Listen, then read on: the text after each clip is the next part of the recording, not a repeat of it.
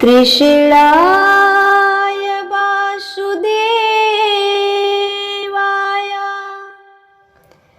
देवकी नंदनाय च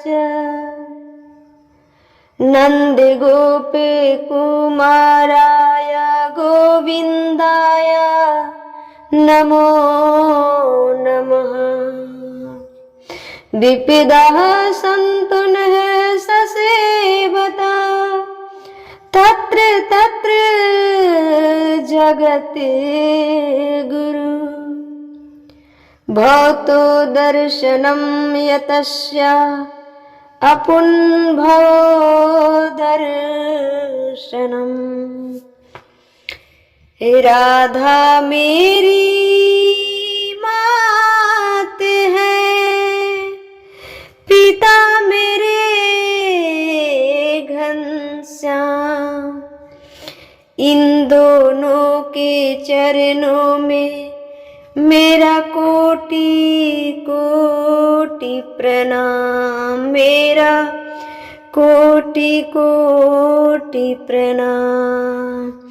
प्रेम से बोलिए श्री कृष्ण कन्हैया लाल की जय, श्री राधे सरकार की जय, भागवत महापुराण की जय। आप सभी का स्वागत है।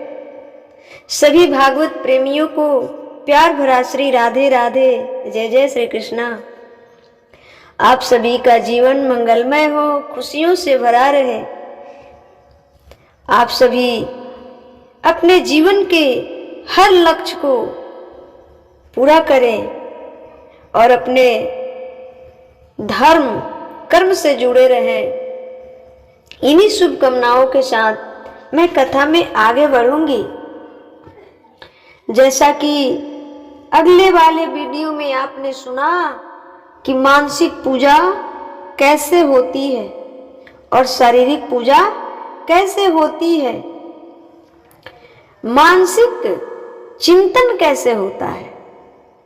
कल की वीडियो में हमने बताया कि मानसिक चिंतन कैसे होता है। जाना बाई जो भक्त थी, उनके ओपले से विठल विठल का ध्वनि निकलता था। वो कैसे निकलता था? क्योंकि वो मानसिक चिंतन किया करती थी। और मानसिक चिंतन कैसे होता है वो हमने बताया है कल की वीडियो में। आप सभी जाकर देख सकते हैं। हम सारे सनातनियों, माता बहन भाइयों से निवेदन करना चाहेंगे कि आप सभी अपने धर्म के प्रति जागरूक होइए। धर्म के प्रति जागरूक होइए, जागरूकता की जरूरत है। और धर्म के प्रचार प्रसार किया कीजिए। धर्म के प्रचार प्रसार करने के लिए लाठी भल्ले गन की जरूरत नहीं है। खुद हम अपने आप को अपने धर्म से जोड़ लेंगे तो हमारा धर्म का प्रचार प्रसार शुरू हो जाएगा। आज डिजिटल का जमाना है। आप सभी हमारे चैनल को सब्सक्राइब कर लीजिएगा और शेयर अधिक से अधिक कीजिएगा। यही तो धर्म प्रचार प्रसार का साधन है। माथे पे बढ़िया तिलक लगाएं। हफ्ता में कम से कम एक दिन, हफ्ता में एक दिन, सप्ताह में एक दिन अपने धर्म के प्रति समय निकालकर अपने धर्म प्रचार प्रसार के लिए कुछ कर सकते हैं। क्योंकि सनातन धर्म ही सब आदि है और जितना भी प्रश्न उठाया जाता है वो सनातन धर्म पे ही उठता है। क्यों? क्योंकि हम आपस में बटे हुए हैं। आपस में हम सब बटे हुए हैं। सनातन धर्म तो सबका पिता है। सनातन ही एक धर्म है, बाकी सब जितने हैं वो मजहब है, वो धर्म नहीं है। वो धर्म नहीं है, मजहब है। परंतु क्वेश्चन प्रश्न चिन्ह लगता है तो सनातन धर्म पे ही लगता है, क्योंकि हम सब आपस में बटे हुए हैं कि राम बड़ा है, हम राम के भक्त हैं, कृष्ण बड़ा है, हम कृष्ण के भक्त हैं, शिव बड़ा है, हम शिव के भक्त हैं। इसलिए लेकिन सच्चिदानंद रूपाय विश्वोत्पत्त्यादि हेतवे तापत्रम् अविनाशाय श्री कृष्णाय भूयं नमः। सत प्लस चित प्लस आनंद, सच्चा आनंद, सच्चिदानंद रूपाय विश्वोत्पत्त्यादि हेतवे। भगवान एक है, ईश्वर एक है। ईश्वर कितने हैं? एक हैं। भगवान एक है। शंकर भगवान हो, श्री रामचंद्र जी हो, कृष्ण हो, ये सब एक है। ये कौन है? मूल रूप में देखा जाए तो ये नारायण ही है। जब जब जिस रूप की आवश्यकता पड़ी है उस रूप में आकर अपने भक्तों का, अपने संतों का सहायक किए हैं। और ये तीनों तीन नहीं है, ये इसमें भेद निमेष मात्र भी भेद नहीं है। पर ये हम सब क्या करते हैं कि हम शंकर भगवान के उपासक हैं, हम बड़े, कृष्ण भगवान के उपासक हैं, हम बड़े। इसी में हम सनातनी बटे हुए हैं। और एक कारण और है, सगुण और निर्गुण, सकार और निराकार में भी बटे हुए हैं। सकार वाले कहते हैं कि हम बड़ा, निराकार वाले कहते हैं कि हम बड़ा। तुम दोनों सही हो, पर हो तो सनातन, हो तो सनातन। भाई एक बाप के बेटे हैं ना हम सब, एक बाप के ही बेटे हैं ना। उसके बाद होता है कि हम ब्राह्मण हैं, हम क्षत्रिय हैं, तो हम वैश्य हैं, इसमें बट जाते हैं, इसमें बट जाते हैं। लेकिन चारों है तो एक ही पिता के संतान, तो चारों अलग कैसे हो गए? कैसे बट सकते हो? कैसे बट सकते हो? भगवान के मुख से ब्राह्मण का प्रकट्य हुआ और भुजाओं से क्षत्रिय, जंघा से वैश्य, पैरों से शूद्र। तो एक ही संतान, एक ही पिता के तो चारों संतान हुए, तो फिर बड़ा और छोटा कैसे हो सकते हो? यदि एक पिता के चार पुत्र होते हैं, कोई डॉक्टर है, कोई इंजीनियर है, कोई वकील है, कोई टीचर है, कोई टीचर है, तो चारों के पिता तो एक है ना, तो जात कैसे अलग हो सकती है? इसलिए जाति पात, ये हम बड़े की झंझट मिटाकर सनातन धर्म हमारा एक धर्म है और हम सब सनातनी हैं। हम सब सनातनी हैं। कोई हिंदू, कोई ब्राह्मण, कोई वैश्य, कोई शूद्र नहीं, सब हम एक पिता के संतान हैं, तो हम अलग जात कैसे हो सकते हैं? इसलिए आप सभी से निवेदन है, हमारे युवा भाई बहनों से निवेदन है कि आप सभी भी अपने धर्म के प्रति थोड़ा सा जागरूकता दिखाइए, ताकि हमारा जो धर्म है ये संकट में पड़ा हुआ है। धर्म हमारा संकट में है, क्योंकि जिसे कुछ भी नहीं आता है ना, वो भी प्रश्न उठा देता है हमारे धर्म पे, हमारे संतों पे, हमारे संतों पे। इसलिए हम सब सनातनी एक हैं। हम सब क्या है? एक पिता के पुत्र हैं, चाहे वो वैश्य हो, चाहे वो क्षत्रिय हो, चाहे वो शूद्र हो, चाहे वो ब्राह्मण हो, तो हम एक पिता के पुत्र हैं, तो हम जाति अलग कैसे हो सकते हैं? इसलिए सब बराबर है। भले मान प्रतिष्ठा के लिए, जैसे नौकरी लेने के लिए कोई डॉक्टर हो गया, कोई इंजीनियर हो गया, कोई वकील हो गया, कोई टीचर हो गया, वैसा ही हम सब हैं। इसलिए ये जाति पाति सब झंझट छोड़कर सकार निराकार सब एक है, सब एक है। ठीक है, तो हमने बताया कि शारीरिक पूजा कैसे होता है, मानसिक पूजा कैसे होता है, मानसिक चिंतन कैसे होता है। मानसिक पूजा ये शारीरिक पूजा से ना जाने कितने गुना श्रेष्ठ होता है। भक्तों, काम करते हुए कभी भी कहीं भी रहो, किसी भी हाल में रहो, पर भाव यही बना रहे कि मेरे मस्तक पर राधा कृष्ण भगवान के चरण हैं, श्रीमन नारायण लक्ष्मी के चरण हैं और उन चरणों का स्पर्श कर रही हूँ। ऐसा भाव, ऐसी कल्पना हो और प्रार्थना करो कि हे नाथ, मैं आपको कभी भूलूं नहीं। हे श्याम सुंदर, मैं आपको कभी भूलूं नहीं। यूं ही आपके चरणों में, यूं ही आपके चरण मेरे मस्तक पर बने रहे। सच्ची कहूँ श्याम सुंदर मेरा आपके सिवा कोई नहीं। श्याम सुंदर मेरा आपके सिवा कोई नहीं है, मेरा केवल आप ही है सहारा। हे नाथ, हमारे तो आप ही पिता हो। हे राधा रानी, हमारी तो आप ही माँ हो, हमारी तो कोई नहीं आपके सिवा।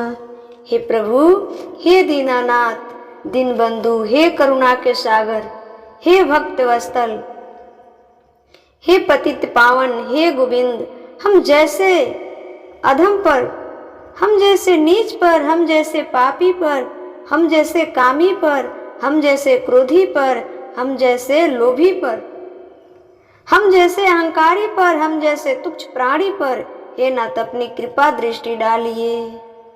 और हे नाथ, सदा हम आपका दर्शन करते रहे। हे प्रभु, मैं आपको कभी भूलूं नहीं, मैं आपको कभी भूलूं नहीं। प्रार्थना करो भगवान से, मानसिक रूप से करो, मानसिक रूप से करो। कहना नहीं है, मन से, अंदर से, दिल से आवाज लगाए कि हे नाथ, मैं आपको कभी भूलूं नहीं। आपकी बाड़ी ना, आपकी अधर ना हिले और आप बोलो कि हे नाथ, मैं आपको कभी भूलूं नहीं। प्रार्थना करो अंदर से कि हे प्रभु, आप ही हमारी माता पिता हैं, आप ही हमारे सर्वज्ञ हैं, आप ही हमारे रक्षक हो। आप ही हमारी रक्षा नहीं करेंगे तो बताओ हमारी रक्षा कौन करेगा। इस प्रकार की भावना, कल्पना, इमेजिन करना है और कहना है कि हे नाथ, हम आपकी शरण में हैं, हम आपके शरण में हैं। ये कहते कहते कहते अपनी आंखों को भगवान के सामने समर्पित कर दो, समर्पित कर दो। प्रभु, मैं आपकी शरण में हूँ। हरि शरणम हरि शरणम हरि शरणम। हे नाथ, मैं आपकी शरण में हूँ, मुझे स्वीकार करो। हे नाथ, मैं आपको कभी भूलूं नहीं। बस ऐसा कहते कहते आत्मसमर्पण कर दो, खो जाओ भगवान में, डूब जाओ भगवान में। जैसे मिश्री घुल जाती है पानी में, वैसे आप घुल जाओ। मिश्री जैसे, कैसे घुलना है? जैसे मिश्री घुल जाती है पानी में, वैसे हम सबको घुल जाना चाहिए। भगवान के चरणों में लिपट जाओ। जैसे आप खेत खलिहान में जाते हैं तो वो मेड़ों किनारे कुछ कचरा होता है, वो आपके वस्त्रों में कैसे लिपट जाता है, वैसे भगवान के चरणों में लिपट जाओ, लिपट जाओ। आप ऐसे इमेजिन कीजिए, ऐसे भगवान से निवेदन किया कीजिए। नित्य प्रति भगवान जाएंगे कहाँ? पुत्र कृपालु है, परमपिता है, माँ है, माँ है, वो कहाँ जाएंगे? तो जिसे ढेर सारे कांटे होती है खेतों में जाने से मिलती है, वो आपके कपड़ों को एक बार पकड़ लेना, बिल्कुल छोड़ती नहीं है, उलझती जाती है। जैसे वो आपसे लिपट जाती है, उसी प्रकार आप भी भगवान के चरणों से वैसे ही लिपट जाओ। हे नाथ, अब मैं आपके चरणों को छोड़कर कहीं नहीं जा सकती, मैं अब आपके चरणों को छोड़कर कहीं नहीं जा सकती। मोतो भरोसो इन चरणन के रो, हमें तो बस आपके चरणों के ही भरोसा है। और हम आपके चरणों को छोड़कर हे नाथ कहाँ जाएं, कहाँ जाएं। आपके चरणों के सिवा तो हमारे पास कोई ऑप्शन नहीं है। हे नाथ हमें स्वीकार कीजिए। बस भगवान से यही प्रार्थना करो कि हे नाथ हमें स्वीकार कर लीजिए। ये दिव्य उपदेश मानसिक पूजा का भगवान कपिल देव जी ने माता देवहूति को सुनाया, अद्भुत चरित्र सुनाया। तो यही है समर्पण। और तब तक समर्पण नहीं होगा, काम नहीं बनेगा। माता देवहूति ने प्रश्न किया, प्रभु ये बताइए भक्ति का स्वरूप क्या है, भक्ति का स्वरूप क्या है, भक्ति किसे कहते हैं। बड़ा सुंदर प्रश्न माता देवहूति ने भगवान कपिल देव जी से किया है कि भक्ति का स्वरूप क्या है, भक्ति किसे कहते हैं। तब यहाँ पर कपिल भगवान माता देवहूति को कहते हैं कि माँ सेवा ही भक्ति है, सेवा ही भक्ति है। जहाँ हो जैसे हो वहाँ रहकर अपनी सेवा करते रहो। पत्नी हो तो पति की सेवा, पति को भगवान मानकर करो। बेटा हो तो माँ को भगवान मानकर सेवा करो। डॉक्टर हो तो मरीज को भगवान मानकर सेवा करो। किसान हो तो खेती को भगवान मानकर सेवा करो। जहाँ हो जिस हाल में हो उसी को ईश्वर मानकर अपना समर्पण कर दो। ये भगवान कपिल जी माता देवहूति को समझाते हैं। यही भक्ति है, यही भक्ति है। सर्वबलम खलविदम ब्रह्मा, सब में ईश्वर है। क्या है? हम में, तुम में, सब में। चींटी, हाथी, जितने जीव जंतु है सब में ईश्वर है। कपिल भगवान के दिव्य ज्ञान से भक्ति स्वतंत्र सकल सुख खानी, बिनु सत्य संग न पावहि प्राणी। भक्ति स्वतंत्र सकल सुख खानी, बिनु सत्य संग न पावहि प्राणी। सेवा ही भक्ति है, कपिल भगवान ने बताया। कपिल भगवान ने माता देवहूति से ये दिव्य ज्ञान दिए हैं। तो ये दिव्य ज्ञान भगवान कपिल देव जी माता देवहूति को दिया और समझाया। और माता देवहूति हम सबको मैसेज दे रही है कि हमारी जो अगली पीढ़ी आएंगी वो इस रास्ते पे चलकर अपना कल्याण कर सकती हैं, अपना कल्याण कर सकती है। क्योंकि कल्याण मात्र के लिए एक ही साधन है, वो है भागवत, श्रीमद् भागवत। भागवत ही एक ऐसा पुराण है जिसमें आपके मन में जितने भी प्रश्न है सारे प्रश्न का आंसर मिल जाता है आसानी से। सारे प्रश्नों का आंसर आसानी से मिल सकता है। वो कोई पुराण है तो भागवत है, क्योंकि भागवत 10 लक्षणों वाला है, इसलिए भागवत को महापुराण कहते हैं। भागवत को क्या कहते हैं? महापुराण कहते हैं। अन्य पुराण को महापुराण नहीं कहते, परंतु कोई अब अपने मन से कह दे तो कोई बात नहीं, क्योंकि अन्य पुराणों में किसी में 6, किसी में 4, किसी में 5 लक्षण होते हैं, और श्रीमद् भागवत जी में 10 लक्षण होते हैं। कितने लक्षण होते हैं? 10 लक्षण होते हैं। इसलिए भागवत जी क्या है? भागवत महापुराण है। भागवत महापुराण है। और भागवत ही ऐसा एक महापुराण है जिससे हमें हमारे जितने भी प्रश्न मन में होते हैं ना, सारे प्रश्नों का जवाब आसानी से विस्तार से मिल जाता है। धीरे धीरे धीरे धीरे सुनते रहिए। जब पूरे कथा को आप सुन लेंगे तो शायद हमें उम्मीद है कि आपके मन में भी कोई प्रश्न नहीं रह जाएगा। इसलिए कहती हूँ कि आज कलयुग है ना, सारे लोग बिजी हैं, सारे लोग बिजी हैं। जो अच्छा कर रहे हैं वो भी अच्छा कर्म में बिजी है, जो बुरा कर रहे हैं उसमें ही बिजी है, पर बिजी सब है। और भगवान करे कि सब बिजी रहे, पर बिजी होते हुए भी थोड़ा सा समय निकालकर भगवान की चिंतन तो कर लेनी चाहिए। भगवान की चिंतन आवश्यक है, जरूरी है। एक छोटा सा हम लोग खिलौना बनाते हैं, कुछ भी बनाते हैं तो उसे कितना प्रेम करते हैं, कितना सहजते हैं, कितना आशाएं उम्मीद रखते हैं। और जिसने इतना सुंदर शरीर माँ के गर्भ में बनाया, जहाँ कोई देख नहीं सकता था, वो कितने परिश्रम से बनाए होंगे,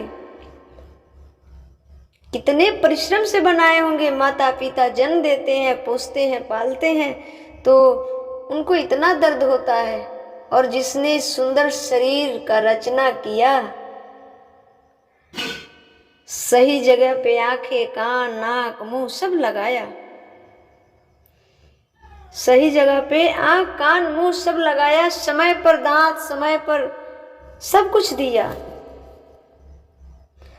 थोड़ा सा सोच कर देखो कि जब हम सब उस परमात्मा को, उस परम पिता को भूल जाते हैं, उस परम माता को भूल जाते हैं, तो उन्हें कैसा एहसास होता होगा। इसलिए इस संसार में आए हो, मनुष्य का तन मिला है, तो थोड़ा सा ही सही पर भगवान की चिंतन कर लिया करो। 24 घंटा तो आप अपने लिए करते ही हो, 24 घंटा अपने लिए भी नहीं करते। मेरी बेटी ऐसी हो, मेरे बेटा ऐसा हो, मेरी पत्नी ये पहने, मेरी पत्नी ये खाए, ये सबकी जो जिम्मेदारी लेकर चलते हो, तो थोड़ा सा इतनी भी जिम्मेदारी डाल लो कि हमें इतना घंटा, इतना मिनट भगवान की चिंतन भी करना है। भगवान के लिए भी समय निकाला कीजिए। अगर उससे भी समय नहीं निकलता है, आप बिजी हैं, तो अपने कार्यों को करते हुए, अपने कर्म को करते हुए भगवान की चिंतन करते रहो। क्योंकि हमने मानसिक चिंतन भी बताया है ना, सबसे उत्तम है, सबसे उत्तम है और श्रेष्ठ पूजा है मानसिक पूजा। यदि टीचर हैं तो जब बच्चों को पढ़ाते हैं, ये नहीं है कि मारो मत, डांटो मत, मारना डटना तो है, पर पढ़ाते वक्त बच्चों के अंदर, सबके अंदर जो परमात्मा है, उस परमात्मा को देखा कीजिए, उस परमात्मा की सेवा कीजिए, तो हमारी कर्म भी हो जाएगी और हमारी भक्ति भी हो जाएगी, दोनों हो जाएंगी, दोनों हो जाएंगी। आगे की कथा आएगी जो आप सभी कल सुन पाएंगे। गर्भ की वर्णन किया। इसमें मेडिकल साइंस भी बड़ा पड़ा है हमारे शास्त्रों में। साइंस से